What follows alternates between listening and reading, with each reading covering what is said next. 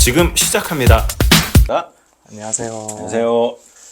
다짜고짜 인터뷰. 오늘 우리 양재원 목사님 모시고 이야기를 좀 들어보는 시간을 가져보려고 합니다. 간단하게 좀 소개를 부탁드리겠습니다. 네, 안녕하세요. 저는 삼일교회 청장년 사진을 섬기고 있는 양재원 목사입니다. 반갑습니다.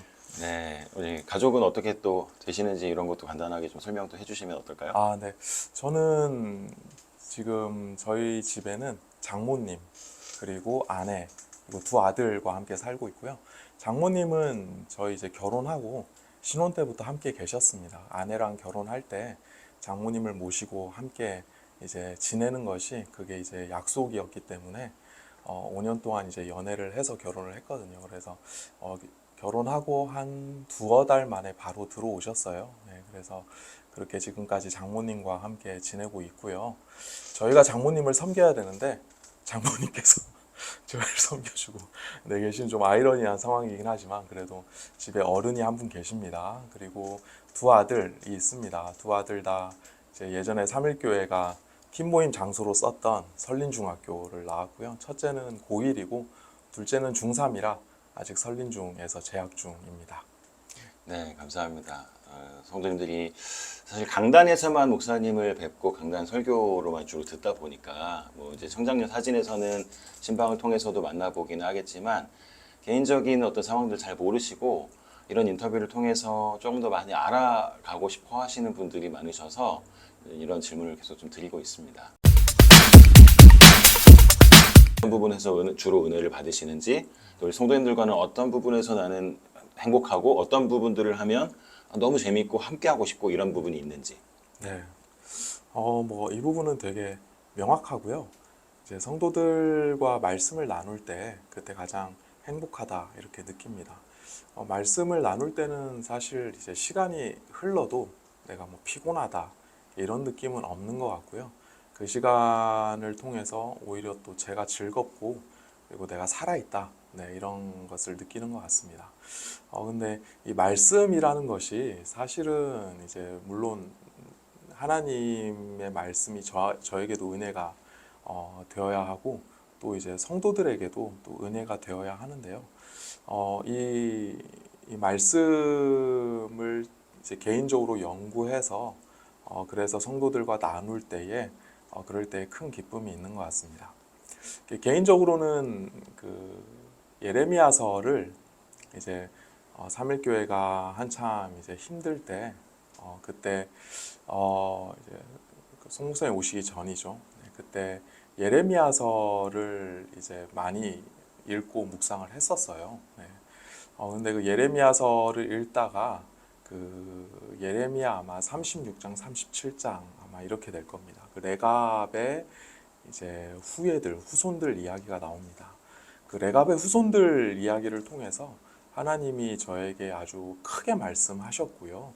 그리고 그 통해서 제가 굉장히 큰 은혜를 받았습니다. 그런데 그 중에 하나의 포인트가 그 레갑의 후손들이 그 사실 그 당시에 많은 이스라엘 백성들이 말씀을 떠나 각자 자기 살 길을 찾아서 자기 뜻대로, 자기 생각대로, 자기 욕심대로 하나님과 상관없이 살아가던 때에 그 레갑의 후손들은 그 선조 그 여호나답이었나요? 그 정확하게 기억이 안 나는데 그 선조의 유훈을 계속 지켜오고 있었어요. 근데 그 부분이 이제 굉장히 인상적이었고 그래서 이 어려운 중에서도 그 선조의 유훈을 지킨 그 레갑의 후손들처럼 우리 또한 하나님의 말씀을 이렇게 어려운 상황에서도 끝까지 붙들어야겠다 이런 생각을 했고요. 그때 이제 강조되는 또 헬라어 단어가 여호와의 목소리, 말씀인데 그게 이제 콜이거든요. 영어 콜로 번역되는 히브리어 단어인데 그게 이제 목소리입니다. 그러니까 레갑의 후손들은 하나님의 말씀을 진짜 하나님께서 말씀하시는 목소리처럼 육성처럼 이렇게 들었다라고 저는 해석을 했고요. 그래서 저는 그것이 단지 성경에 쓰여진 이 말씀이 고대의 어떤 기록물이 아니라 정말 지금도 살아있는, 지금 하나님께서 살아서 나에게 육성으로 전해주시는 그 하나님의 말씀처럼 들어야겠구나.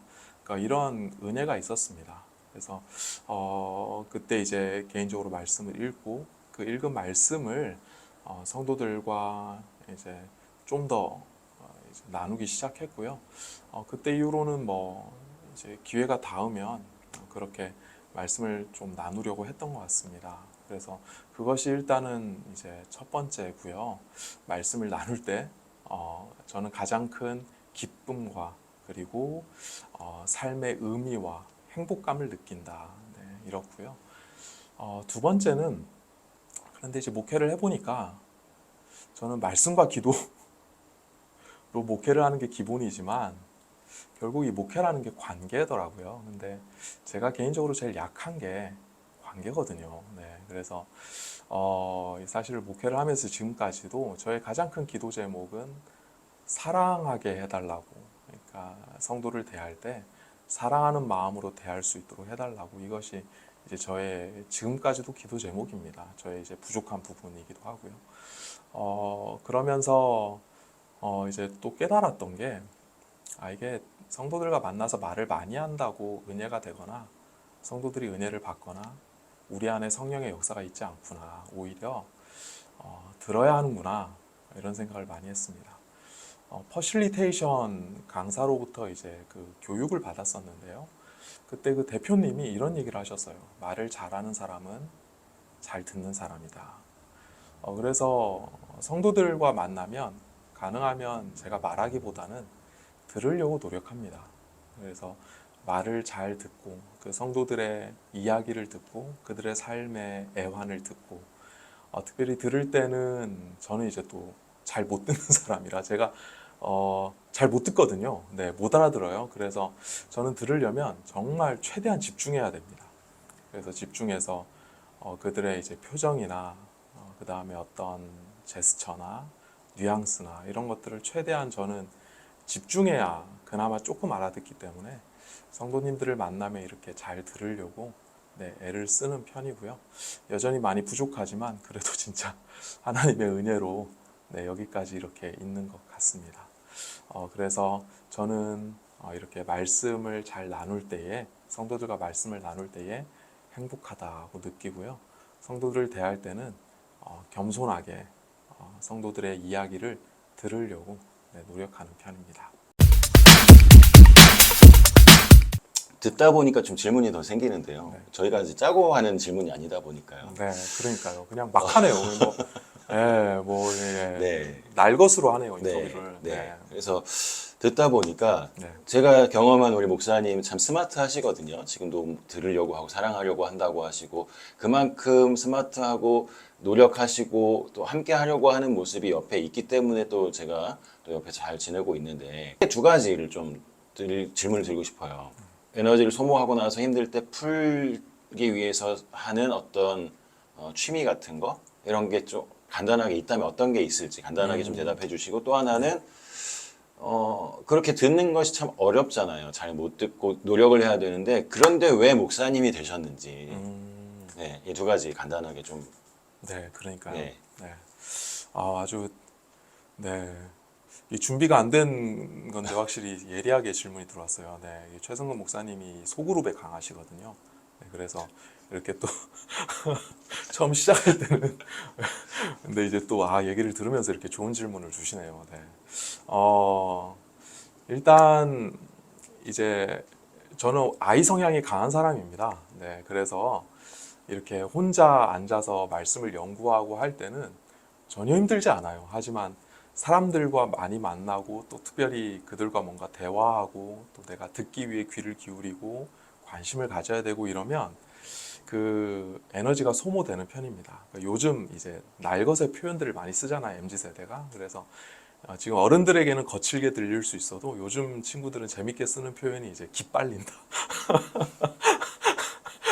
이런 표현을 쓰죠. 그래서 아무래도 이제 하다 보면 그러는 경우가 있어요. 네, 그리고 신방이 또 계속 연거푸 되다 보면 아무래도 좀 에너지가 소모되는 편입니다. 그렇게 되면은 그 이후에는 이제 저는 아무것도 안 해야 돼요. 네, 혼자 있어야 되고 또 아무것도 안 해야 되고 또 그렇게 아무것도 안 할 때에 이제 내가 뭔가를 집중해서 하는 게 아니라 그냥 아무것도 안 하면서 그냥 편하게 웃을 수 있는 게 이제 그 뭐 유튜브를 통해서 정말 가벼운 것들을 보는 거죠. 그래서 뭐 짤방 이런 것들이 있잖아요. 그런 영상을 보거나 아니면 먹방. 저는 먹방을 이렇게 좋아하지 않습니다. 그냥 찌양 그분 먹방 하나만 보거든요. 그래서 그걸 본다거나 그다음에 이제 뭐 되게 이제 영화나 드라마를 이렇게 요약해 놓은 것들이 있어요.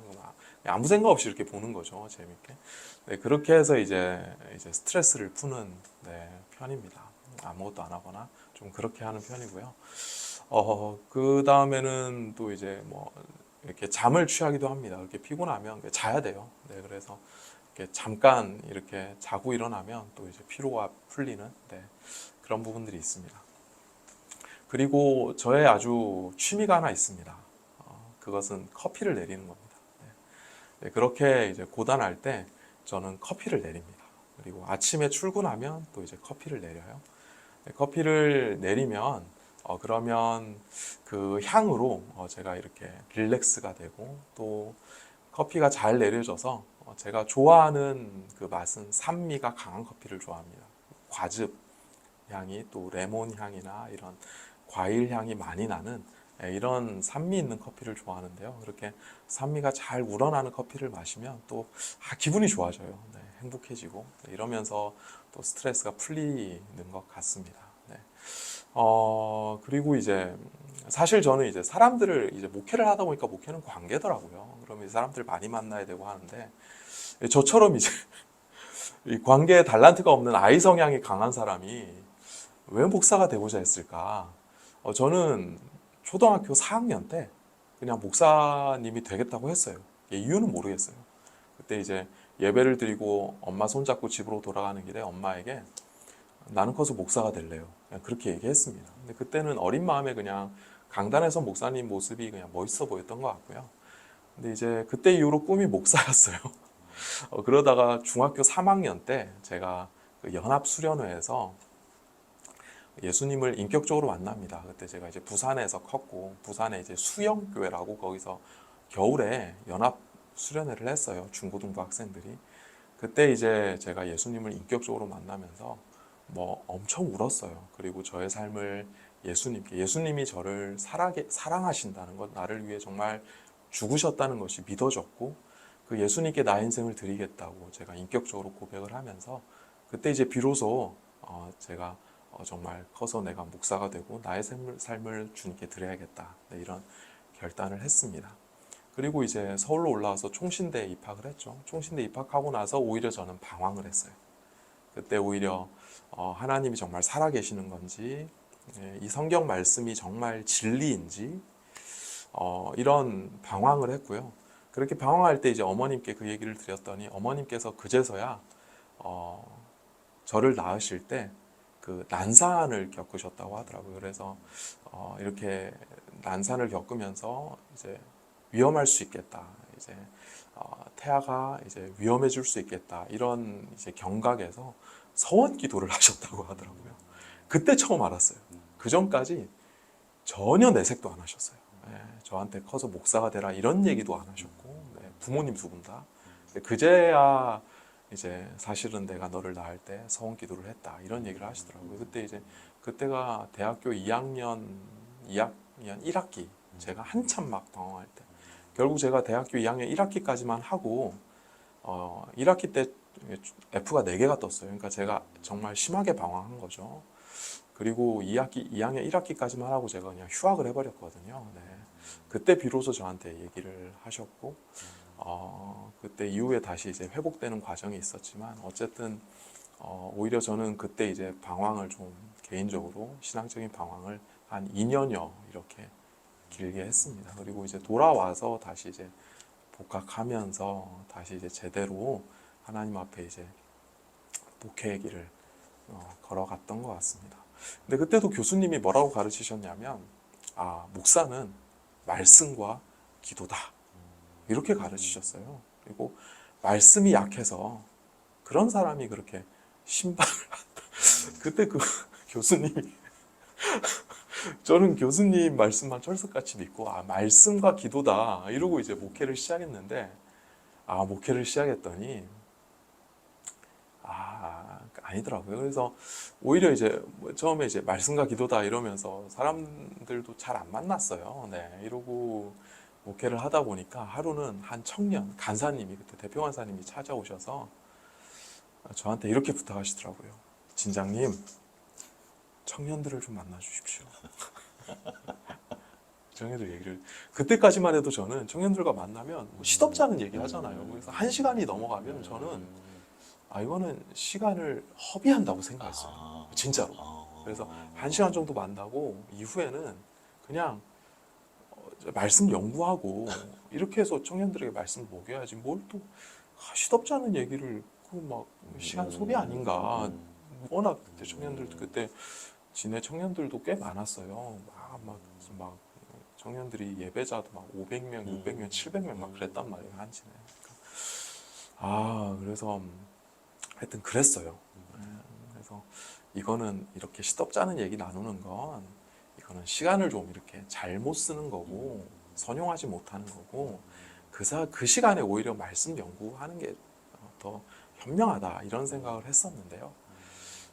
그때 제가 많이 깨졌습니다. 목회하면서도 많이 깨지고 그렇게 사역을 열심히 하는데 막 선교도 하고 막 하는데 제가 고등부랑 청장년 진을 2개를 같이 했었어요. 또 그때. 근데 막 열심히 하는데 내가 막 내 뼈를 갈아가면서 사역을 해도 계속 예배자가 떨어져 나가고 그게 고민이 많잖아요. 그래서 안 되겠다. 이러면서 이제 고민을 하던 차에 그때 하나님이 저를 마치 이렇게 계란 같은 저를 잡아다가 벽에다 집어 던져서 깨뜨리시는 느낌이었어요. 열심히 하는데도 그렇게 찾아와서 저한테 막 사역에 대해서 또 막 요구하고 이러니까 제가 막 궁지로 몰리더라고요. 이러면서 좀 많이 내려놓고 저도 번아웃 되니까 더 이상 못하겠다 이런 마음으로 좀 내려놓는 마음으로 그래 뭐 만나달라니까 청년들이랑 만나자 이러고 저는 이제 사역을 좀 내려놓고 그냥 청년들 만났어요. 가볍게 사역한다는 게 아니라 그냥 제가 뭐 할 수 있는 게 없으니까 해도 안 되니까 그래서 이 청년 저 청년 이렇게 만나기 시작했어요. 그러다 보니까 청년들을 알게 되고 청년들이 오히려 그 가운데 조금씩 이렇게 돌아오고 살아나고 그리고 그들의 진짜 얘기를 좀 듣게 되고 이게 1시간이 넘어가고 2시간 가까이 되니까 자기 얘기를 하더라고요. 그러면서 이제 진짜 좀 관계가 생겨지고 이러면서 비로소 제가 목회를 조금씩 배워갔던 것 같아요. 그제야. 네, 그제야. 네. 이게 제가 목회 시작하고 5년째 되던 해거든요. 그러면서 이제 조금씩 목회를 배워나가고 목회가 이게 관계구나. 네. 그러면서 비로소 조금씩 목회에 눈을 뜨게 되었던 것 같습니다. 그리고 이제 사람을 알아가는 게 중요하구나. 네. 나중에 송 목사님 오셔서 이런 얘기를 다 해주셨어요. 네. 사람을 잘 관찰해야 된다. 한 영혼이다. 네, 이런 얘기. 송 목사님이 제가 초반에 레가브의 후손 얘기했는데 이 얘기도 송 목사님이 설교 때 또 하셨어요. 레가브의 후손 얘기를 또 하셨고 송 목사님을 통해서 제가 목회를 기본부터 다시 제로 베이스부터 다시 배워나갔고요. 십자가도 송 목사님 모시면서 십자가가 진짜 뭔지를 다시 배우게 되었고요. 네. 이러면서 지금까지 이렇게 은혜로 여기까지 온 것 같습니다.